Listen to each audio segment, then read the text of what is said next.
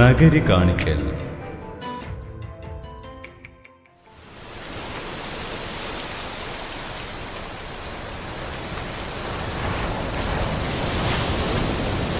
പ്രിയപ്പെട്ടവരെ, നഗരി കാണിക്കൽ നമുക്ക് എല്ലാവർക്കും സുപരിചിതമായ ഒരു പാരമ്പര്യ വാക്കാണ്. നമ്മുടെ ആധ്യാത്മികതയുമായിട്ട്, പ്രത്യേകിച്ച് പുസ്തകകാല വിശുദ്ധവാര ആധ്യാത്മികതയുമായിട്ട് ഏറെ ആഴപ്പെട്ട് നിൽക്കുന്ന ഒരു അനുഭവതലമാണ് നഗരി കാണിക്കൽ എന്നുള്ള ആ വലിയ ശുശ്രൂഷയ്ക്കുള്ളത്. ക്രൂശിക്കപ്പെട്ട കർത്താവിനെ, കുരിശിൽ നിന്ന് ഇറക്കിയ കർത്താവിനെ ജനങ്ങൾക്ക് കാണിക്കുന്ന ഒരു പൊതു പട്ടണ ശ്രീവാപ്പാതയും, കർത്താവിൻ്റെ തിരുശരീരം വഹിച്ചുകൊണ്ടുള്ള ഒരു പട്ടണ ശ്രീവാപ്പാതയും, അതിനോടനുബന്ധിച്ച് വരുന്ന തിരുക്രമങ്ങളെയുമാണ് നമ്മൾ പെസഹകാലത്ത് നഗരി കാണിക്കൽ എന്ന് പറയുന്നത്. ആ ഒരു അന്തരീക്ഷം ഉൾക്കൊണ്ടുകൊണ്ട് തന്നെ ക്രൈസ്തവ പാരമ്പര്യം അനുസരിച്ചുകൊണ്ട് കുറേയധികം സാംസ്കാരിക പൈതൃക പാരമ്പര്യ കലകളുണ്ട്. നഗരി കാണിക്കലിനെ സർഗാത്മകമായും സാംസ്കാരികമായും ഒരു കലാരൂപമായും ജനഹൃദയങ്ങൾ അവതരിപ്പിക്കുന്ന പ്രതീകാത്മകമായ സാഹിത്യ സൃഷ്ടികളും അതിൻ്റെ പുനരവതരണങ്ങളുമുണ്ട്. സ്വന്തം മേരി തായാരെ ഉന്തൻ താളിനൈ കൊണ്ട് നിതമുനതിരു സ്വന്തം മേരി തായാരെ ഉന്തൻ താളിനൈ കൊണ്ട് அண்டா பிண்டம் படை தாதி திரு சுதனை அண்டா பிண்டம் படை தாதி திரு சுதனை அற்புதமாகவே வெள்ளை கற்பழியாதிண்டெடுத்த அற்புதமாகவே வெள்ளை கற்பழியாதிண்டெடுத்த சந்தமேரி தாயாரே உந்தன் தாளினை கொண்டேன் மூவுலகும் புகழும் திருமாதரசான மனோகரி மூவுலகும் புகழும் திருமாதரசான மனோகரி நிதமுடனிருவகளடியவர் காதரவாயுன எண்ணின மூவுலகும் புகழும் திருமாதரசான மனோகரி நிதமுடனிரு.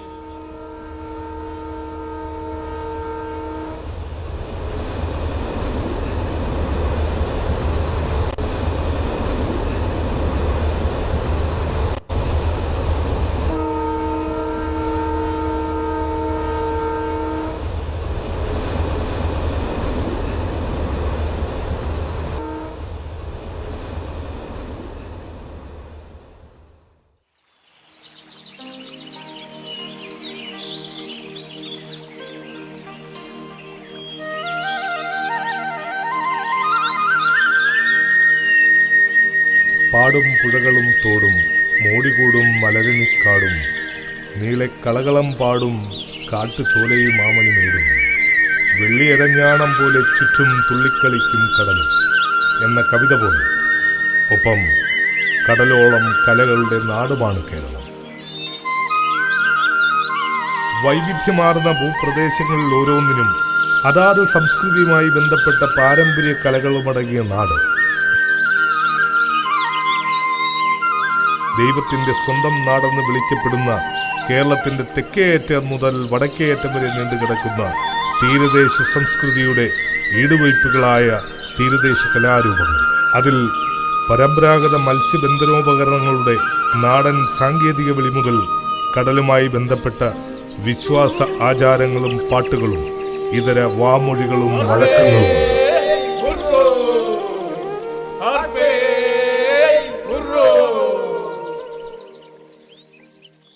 തത്തമ്മ കേളേ തത്ത മായേലേ തത്തേ കഥയത്തോ തത്തമ്മ കേളേ തത്ത മായേലേ തത്തേ കഥയത്തോ ഏതൊരു നാട്ടിൽ നിന്നും പറന്നു വന്നേ കഥയത്തോ ഏതൊരു നാട്ടിൽ നിന്നും പറന്നു വന്നേ കഥയത്തോ വങ്കളം നാട്ടിൽ നിന്നും പറന്നു വന്നേ കഥയത്തോ വങ്കളം നാട്ടിൽ നിന്നും. അന്നന്നത്തെ അന്നം തേടി പോകുന്ന മത്സ്യത്തൊഴിലാളികൾ അവരുടെ പരാധീനതകളും പ്രയാസങ്ങളും മറക്കാൻ അധ്വാനം അനായാസമാക്കാൻ പാടുന്ന പാട്ടുകളാണ് കടൽ വെള്ളപ്പാട്ടുകൾ. നാട്ടിലുള്ള വാർത്ത ചൊല്ലി കഥയെത്തും വാശാളി ഗോതമ്പു പടമു തീരെ കഥയെത്തും. തീരദേശ കലാരൂപങ്ങളിൽ പ്രാദേശികമായി ബന്ധപ്പെട്ട ഹൃദയത്തോട് ചേർന്ന് നിൽക്കുന്ന ഒന്നാണ് കടൽ വെള്ളപ്പാട്ടുകൾ. തണ്ടുവലിക്കുന്ന താളഗതിയാണ് പാട്ട് അനുകരിക്കുന്നത്. കഥയെത്തും ആവണക്കിൻ കുരുവിന്റെ പരിപ്പെടുത്തേ കഥയെത്തും ഇടിച്ചോരിടങ്ങഴി പൊടിയെടുത്തേ കഥയെത്തും ഇടിച്ചോരിടങ്ങഴി പൊടിയെടുത്തേ. തീരദേശ കലാരൂപങ്ങളിൽ പ്രാദേശികമായി ബന്ധപ്പെട്ട ഹൃദയത്തോട് ചേർന്ന് നിൽക്കുന്ന ഒന്നുകൂടിയാണ് കടൽ വെള്ളപ്പാട്ടുകൾ. ഞാനും കണ്ടേ കഥയെത്തും ആയിരം പേർക്കു മറുന്തു ചെയ്തേ കഥയെത്തും ആയിരം പേർക്കു മറുന്തു ചെയ്തേ കഥയെത്തും ആയിരത്തോരും നൂറു ആളു ചത്തേ കഥയെത്തും ആയിരത്തോരും നൂറു ആളു ചത്തേ കഥയെത്തും. നേരാ തണ്ടുവലിക്കുന്ന താളഗതിയെയാണ് പാട്ട് അനുകരിക്കുന്നത്. ദ്രാവിഡ പഠനത്തോട് ചേർന്ന് കടൽവെള്ളപ്പാട്ടിന്റെ ഈണങ്ങൾ ബന്ധപ്പെട്ട് കിടക്കുന്നു. കഥയത്തും കൊച്ചിലഴി മുഖം തീ പിടിച്ചേ കഥയത്തും കൊച്ചിലഴി. കുറുത്തിമട്ടിലുള്ള കടൽവെള്ളപ്പാട്ടുകളാണ് സാധാരണയായി പാടുന്നത്. സമൂഹ ഗാനങ്ങളിലെ നേതാവ് പാടിവിട്ട ഇരടികൾ തൊഴിലാളികൾ ഏറ്റുപാടുന്നു. അതിനോടൊപ്പമുള്ള കൂട്ട ആർപ്പുവിളികളും കടൽവെള്ളപ്പാട്ടുകളുടെ പ്രത്യേകതകളാണ്. കഥയത്തും നേരാണടി നാത്തൂന് ഞാനും കണ്ടേ കഥയത്തും നേരാണടി നാത്തൂന് ഞാനും കണ്ടേ കഥയത്തും നാത്തൂനും മൂടി പിടിച്ചേ കഥയത്തും നാത്തൂനും മൂടി പിടിച്ചേ കഥയത്തും. അർപ്പേ ഉറോ അർപ്പേ ഉറോ. പ്രിയപ്പെട്ടവരെ, നമ്മൾ നഗരി കാണിക്കൽ എന്നുള്ള ഈ വലിയ ശുശ്രൂഷയുടെ ഭാഗമായിട്ട് പുത്തമ്പാനയെക്കുറിച്ചാണ് ഇപ്പോഴേ നമ്മൾ ദൃശ്യാവതരണം കാണുക. പുത്തമ്പാന 18-ാം നൂറ്റാണ്ടിലെ വിശുദ്ധനായ ഒരു വൈദികൻ, സാംസ്കാരിക പണ്ഡിതനായ ഒരു ജർമ്മൻ വൈദികനിൽ നിന്ന് നമുക്ക് പകർന്നു കിട്ടിയ ഒരു പാരമ്പര്യമാണ്.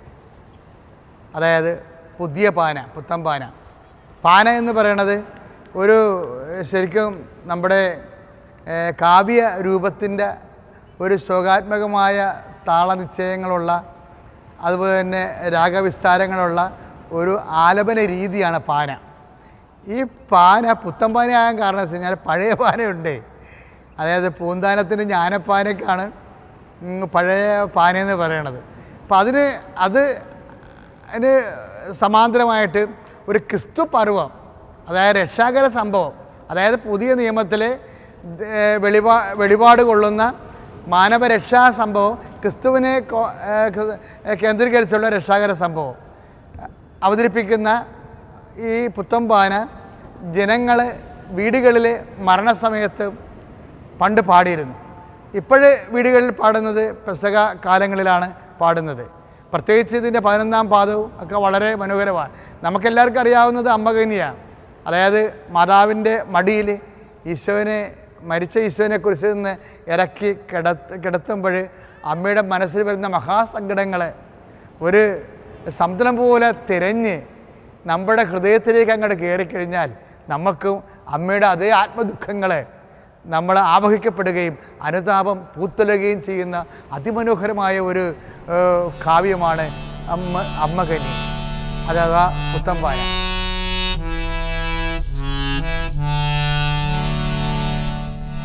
അമ്മകന്യ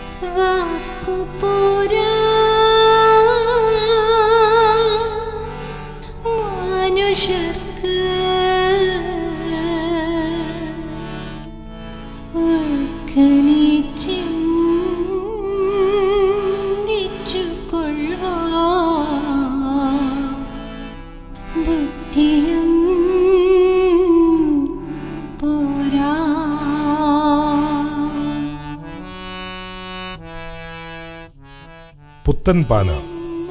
ബൈബിൾ അവതരിപ്പിക്കുന്ന രക്ഷയുടെ കഥ പറയുന്ന പുത്തൻപാന അഥവാ രക്ഷാകര കീർത്തനം 18-ാം നൂറ്റാണ്ടിൽ അർണോസ് പാതിരിയാണ് ഗാനരൂപത്തിൽ പുത്തൻപാന രചിച്ചത്.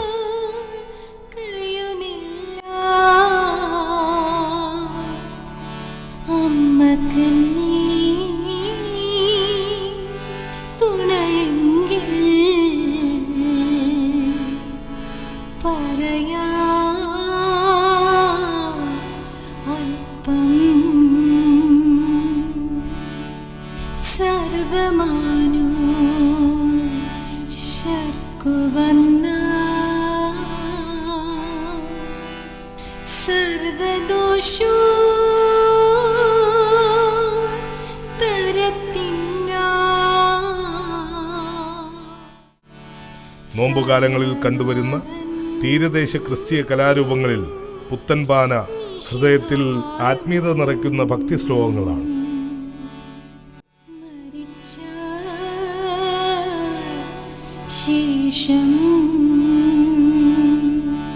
എൻ്റെ ചെറുപ്പകാലത്ത് ഞാൻ ജനിച്ചു വീണ കുമ്പളങ്ങി എൻ്റെ ജീവിതത്തിൽ വളരെ ബന്ധമുള്ള എഴുപുന്ന, ചെല്ലാനം, കണ്ണമാലി, അരൂര്, കുമ്പളം തുടങ്ങിയ ഈ പ്രദേശങ്ങളിലെ ക്രൈസ്തവ മേഖലകളിൽ നിറഞ്ഞു നിന്ന ധാരാളം കലാരൂപങ്ങളുണ്ട്. അതിലൊന്ന് പരിശപ്പെട്ട് കളിയാണ്. പിന്നെ മറ്റൊന്നുള്ളത് പുത്തൻപാനയാണ്. പുത്തൻപാന പള്ളിയിലെ പെരുന്നാളിൻ്റെ കാലഘട്ടത്തിൽ വീട്ടിലെ മരണം നടക്കുന്ന സന്ദർഭത്തിൽ പുത്തൻപാന വായിക്കുന്ന ആളുകളുണ്ട്. ഇതിൽ ജോർജ് ഉണ്ട്, പൊക്കം കുറഞ്ഞ ജോർജ് ചേട്ടനുണ്ടായിരുന്നു, ഒരു ചാക്കോ മാഷ് ഉണ്ടായിരുന്നു. അവരൊക്കെയാണ് ഈ മരണം നടന്നു എന്ന് പറഞ്ഞാൽ വീട്ടിലവർ വന്ന് ഈ പാട്ടുപാടി അതിനകത്ത് മാതാവിൻ്റെ വേദനകൾ ഒക്കെ ഉൾക്കൊള്ളുന്ന, കുരിശിൽ നിന്നും യേശുവിനെ മടിയിലിടക്കി വെച്ച മാതാവിൻ്റെ വേദനകൾ അതൊക്കെ പാടുമ്പോൾ മരണ വീടുകളിലുള്ള ഒരു ദുഃഖം അത് വളരെ വലുതാണ്. ഇത്തരം പാട്ടുകളാണ് ക്രൈസ്തവ സമൂഹത്തെ ഒരുമിപ്പിച്ച് നിർത്തിയിരുന്നത്. സർവനന്മ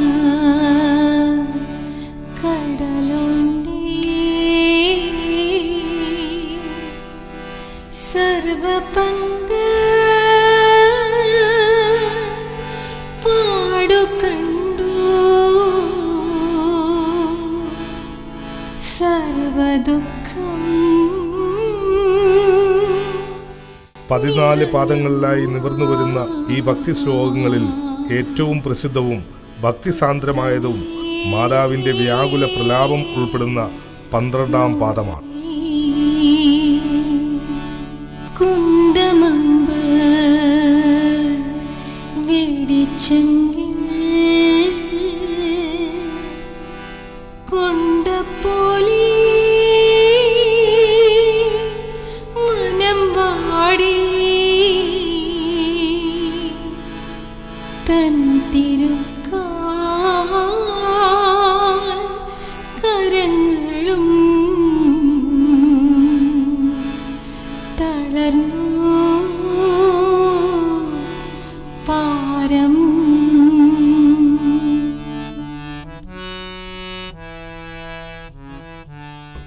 1669, 1732 കാലഘട്ടങ്ങളിൽ ജീവിച്ചിരുന്ന ജർമ്മൻകാരനായ അർണോസ് പാതിരിയാണ് സാമ്പാളൂർ വെച്ച് ക്രിസ്തുദേവന്റെ ചരിത്രം വിഷയമാക്കി പുത്തൻപാന രചിച്ചത്.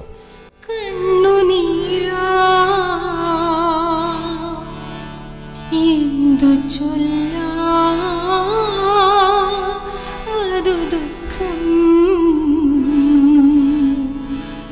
പറഞ്ഞാ ഒക്കാ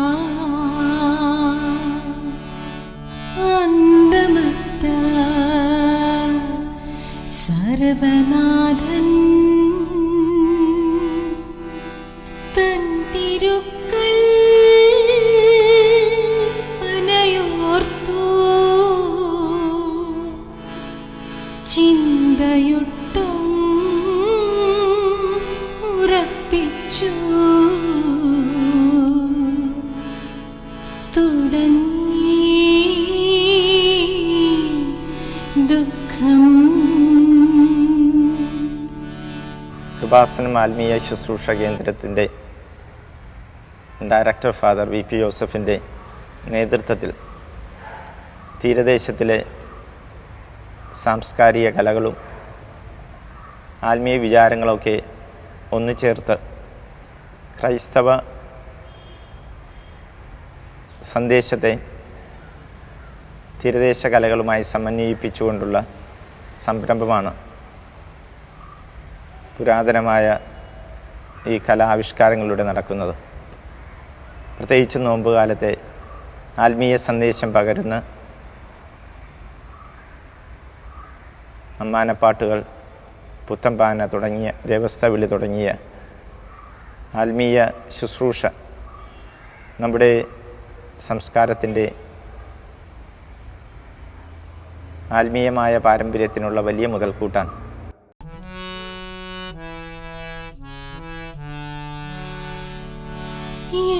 മകനേ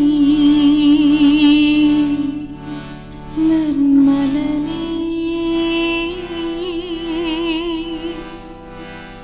നന്മയെങ്ങും നിറഞ്ഞോനേ ജന്മദോഷ. ഇന്ന് യുവതലമുറയ്ക്ക് അന്യം നിന്നുകൊണ്ടിരിക്കുന്ന തീരദേശ കലാരൂപങ്ങളിലൊന്നായി പുത്തൻപാനയും മാറിക്കൊണ്ടിരിക്കുന്നു. പ്രിയപ്പെട്ടവരെ, നഗരി കാണിക്കൽ എന്നുള്ള ഈ വലിയ ഈ സാംസ്കാരിക ചരിത്ര പൗരാണിക പാരമ്പര്യമുള്ള നമ്മുടെ എല്ലാ കലകളെയും ജനങ്ങളിലേക്ക് കാണിക്കുന്ന ഒരു ശുശ്രൂഷയാണിത്. അതിലേറ്റവും മനോഹരമായ ഒരു കലാരൂപമാണ്, ആത്മീയ അനുഷ്ഠാന രൂപമാണ് ദേവാസ്തവിളി.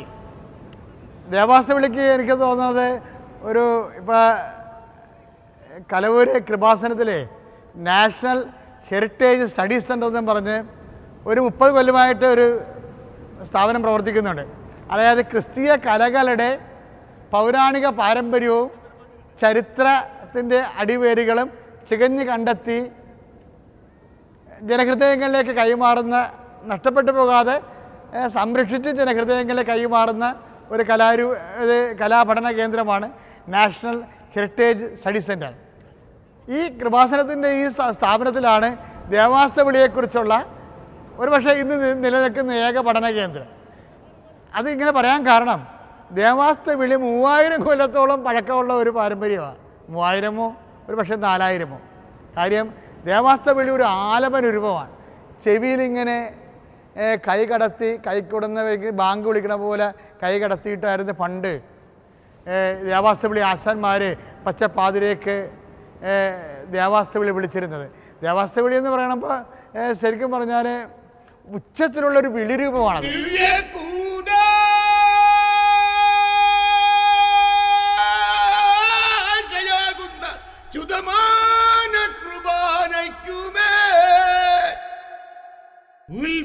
ഉത്ഭവദോഷമനേ ജനിക്കപ്പെട്ട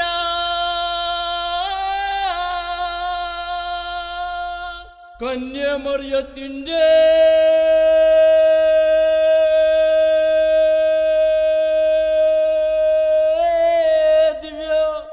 ജനനത്തിനുമേ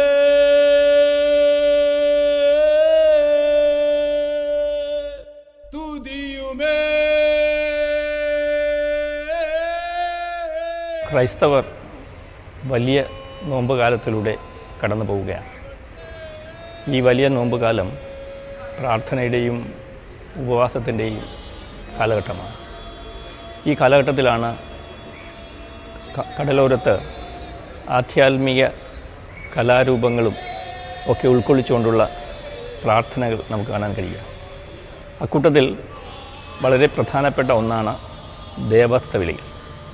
ഞാൻ ഓർക്കുന്നു, എൻ്റെ ചെറുപ്പകാലത്ത് സന്ധ്യയായി കഴിഞ്ഞാൽ അല്ലെങ്കിൽ രാത്രിയിൽ കുരിശും മണിയും ദേവവചന ശ്ലോകങ്ങളുമായിട്ട് സഹോദരങ്ങൾ വിളിക്കുന്ന ദേവസ്ഥ വിളികൾ ഉയർന്നു കേൾക്കാറുണ്ട്. ആ ദേവസ്ഥ വിളി കേൾക്കുമ്പോൾ തന്നെ നമുക്ക് ആ തപസ് കാലത്തിൻ്റെ ഒരു ആധ്യാത്മികത നമ്മളിലേക്ക് സന്നിവേശിപ്പിക്കുന്ന ഒരു കലയാണ് ദേവസ്ഥ വിളി. അതിനുവേണ്ടി പ്രത്യേകമായി തയ്യാറെടുക്കുന്ന ഉപവാസത്തിലൂടെ പ്രാർത്ഥനയിലൂടെ തയ്യാറെടുക്കുന്ന മുതിർന്നവരെ നമുക്കിന്ന് കാണാറുണ്ട്. ഇത്തരം കലാരൂപങ്ങൾ എന്നാൽ ഇന്ന് പലപ്പോഴും അന്യം നിന്ന് പോകുന്നതായിട്ടും നമുക്ക് കാണാൻ കഴിയും. അത്തരം കലാരൂപങ്ങളെ നിലനിർത്തേണ്ടതുണ്ട്. അത് തീരദേശ സംസ്കാരത്തിൻ്റെ ഒരു ഭാഗമാണ്, ആധ്യാത്മിക സംസ്കാരത്തിൻ്റെ ഒരു ഭാഗം കൂടിയാണ്. പട്ടാങ്ങയുടെ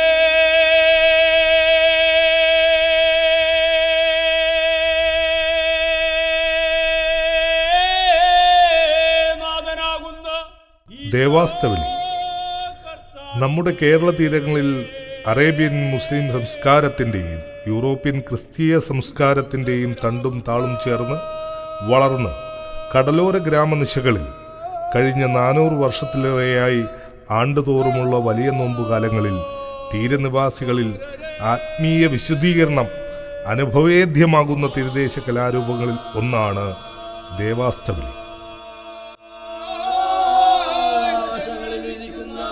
ഞങ്ങളുടെ 16-ാം നൂറ്റാണ്ടിന്റെ ഉത്തരാർദ്ധത്തിൽ ആവിർഭവിച്ച ദേവാസ്തവിളി നോമ്പുകാലത്തെ ആത്മീയ ഉണർവിനായി നടത്തുന്ന മനസ്സൊരുക്കം കൂടിയാണ്.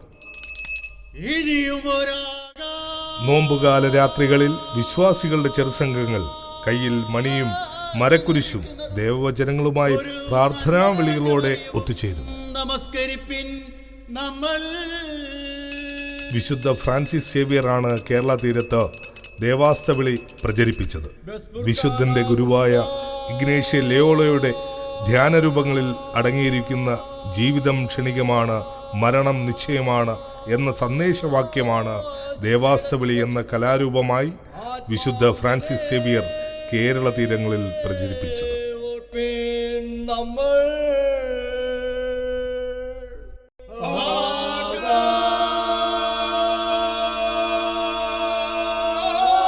ദേവാസ്തവിളിയുടെ വിളിരൂപം യഹൂദന്മാരുടെ ക്ഷേമാപ്രയറിൽ നിന്ന് ഉൾക്കൊണ്ടതാണ്.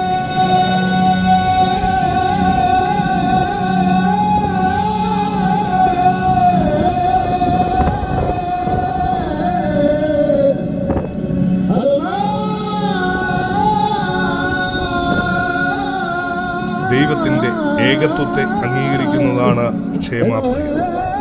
ഇസ്ലാം വിശ്വാസത്തിലെ ബാങ്ക് വിളിയും ക്ഷേമാപ്രയറുമായി സാമ്യമുള്ളതാണ്. ഇതേ താളവും ശൈലിയും ഉൾക്കൊണ്ടാണ് ദേവാസ്തവിളിയും തീരങ്ങളിൽ പ്രചരിക്കുന്നത്.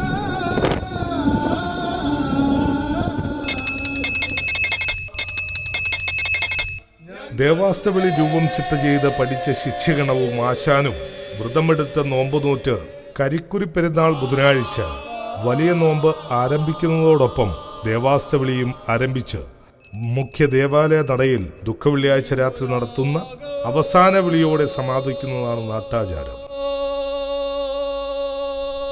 ദേവോസം എന്ന പോർച്ചുഗീസ് വാക്കിൽ നിന്നാണ് ദേവാസ്ത എന്ന പേരുണ്ടായത്. ഒരു നന്മ നിറഞ്ഞ മറിയവും നമസ്കരിപ്പിൻ. നോമ്പെടുത്ത് വിശ്വാസികൾ ദേവാസ്ത വിളിക്കുമ്പോൾ പിശാചുക്കൾ ദൂരേക്ക് അകന്നു പോകുന്നു എന്നാണ് വിശ്വാസം. കേരളത്തിൻ്റെ തീരദേശത്ത് വലിയ മാറ്റങ്ങൾ വരികയാണ്. അങ്ങനെ വലിയ മാറ്റങ്ങൾ തീരപ്രദേശത്ത് വരുമ്പോൾ സംരക്ഷിക്കപ്പെടേണ്ട ചിലത്, അതിലേറ്റവും പ്രധാനപ്പെട്ടത് തീരദേശത്തിൻ്റെ പാരമ്പര്യ കലകളും പാരമ്പര്യ വിജ്ഞാനീയവും അത് ഈ ആധുനികവൽക്കരണം നടക്കുമ്പോൾ അതൊക്കെ അങ്ങ് തള്ളിപ്പറയലല്ല, അവയൊക്കെ നമുക്ക് പുതിയ രൂപങ്ങളിൽ മുന്നോട്ട് കൊണ്ടുപോകേണ്ടതുണ്ട്. അങ്ങനെ ജനങ്ങൾക്ക് വേരുണ്ടാവും. നമ്മളൊരു പ്രദേശത്ത് ജീവിക്കുന്നവരാണ്. ആ പ്രദേശവുമായിട്ട് അതിൻ്റെ ചരിത്രവും പാരമ്പര്യവുമായിട്ടുള്ള ജൈവ വേരുകൾ നിലനിർത്തേണ്ടത് നമ്മുടെ ആത്മവിശ്വാസത്തിനും നമ്മുടെ പ്രകൃതത്തിനുമൊക്കെ അനിവാര്യമായിട്ടുള്ള കാര്യമാണ്. അപ്പോൾ തീരദേശത്ത് ഇത്തരത്തിലുള്ള കലകൾ ഇതൊക്കെ സംരക്ഷിക്കുന്നതിന് കൂടിയാണ് ആലപ്പുഴ ഹെറിറ്റേജ് പദ്ധതി നടപ്പാക്കിയിട്ടുള്ളത്. ഇങ്ങനൊരു കാഴ്ചപ്പാടുള്ളത് കൊണ്ടാണ് തീരദേശ കലകൾക്ക് വേണ്ടിയിട്ട് ഒരു മ്യൂസിയം സ്ഥാപിക്കുന്നതിന് നമ്മുടെ ജോസഫ് അച്ഛന് ബഡ്ജറ്റിൽ ധനസഹായം നൽകിയത്. അപ്പോൾ അത് നൽകുന്നതിന് ഇദ്ദേഹത്തെ തിരഞ്ഞെടുത്തതിന് കൃത്യമായ കാരണമുണ്ട്. ഒന്ന് ഈ മേഖലയെക്കുറിച്ച് വളരെ വിശദമായി പഠിച്ചിട്ടുള്ള ഒരു പണ്ഡിതനാണ് അദ്ദേഹം.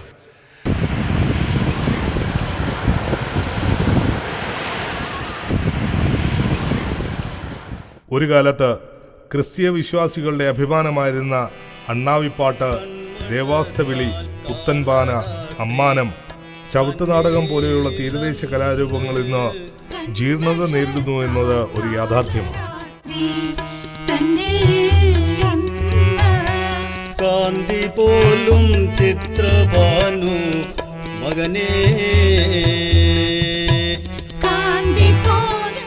ഈ വസ്തുത തിരിച്ചറിഞ്ഞ് തീരദേശ കലാരൂപങ്ങളുടെ ഉയർത്തെഴുന്നേൽപ്പിനായി ഡോക്ടർ ഫാദർ ജോസഫ് വലിയ വീട്ടിലച്ഛൻ കൃപാസനം മരിയൻ സാംസ്കാരിക മിഷൻ ആരംഭിക്കുകയും വർഷങ്ങളുടെ പ്രവർത്തന ഫലമായി സർക്കാർ പിന്തുണയോടെ തീരദേശ കലാരൂപങ്ങളുടെ പുനർജീവനത്തിനായി ആലപ്പുഴ പള്ളിത്തോട്ടിൽ കോസ്റ്റൽ ഫോക്ക് അക്കാദമി സ്ഥാപിക്കുന്നത് തീരദേശ ക്രിസ്ത്യൻ കലാരൂപങ്ങളുടെ ഉയർത്തെഴുന്നേൽപ്പിന് ഊർജം പകരുമെന്നത് ആനന്ദമുളവാക്കുന്നതാണ്.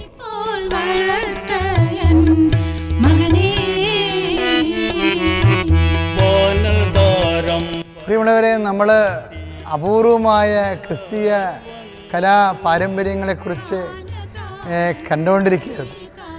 ഇപ്പോൾ പുത്തൻപാന, അമ്മാനം, ദേവാസ്തവിളി, പിച്ചപ്പാട്ട്, അണ്ണായിപ്പാട്ട്, ചവിട്ടുനാടകം, ശ്യാമാക്കരോള്, പരിചമുട്ടുകളി, പരിചവീശുകളി, അങ്ങനെ 9 കലകളാണ് തീരദേശത്തിലെ ക്രിസ്തീയ കലകളായിട്ട് പാരമ്പര്യ പൈതൃകമായിട്ട് നിലനിൽക്കുന്നത്. ഇത് അന്യം നിന്ന് പോയതിനെ കഴിഞ്ഞ 30 കൊല്ലത്തിനുള്ളിൽ കൃപാസനം പൗരാണിക രംഗകലാപീഠത്തിലൂടെയും നാഷണൽ ഹെറിറ്റേജ് സൺഡേ സ്റ്റഡി സെൻ്ററിലൂടെയും എല്ലാം പരിരക്ഷിച്ച് പുത്തൻ തലമുറക്ക് ഒരു പരിധിവരെ കൈമാറിയിട്ടുണ്ട്. ചവിട്ടുനാടകത്തെ മത്സര ഇനമാക്കിയതിൻ്റെ കൃപാസനമാണത് ആ വിഷയം ചരിത്രപരമായിട്ട് ചെയ്തത്. അതിലൂടെ സ്കൂൾ തലങ്ങളിൽ അത് ഇപ്പം നിലനിൽക്കാൻ തുടങ്ങിയിട്ടുണ്ട്.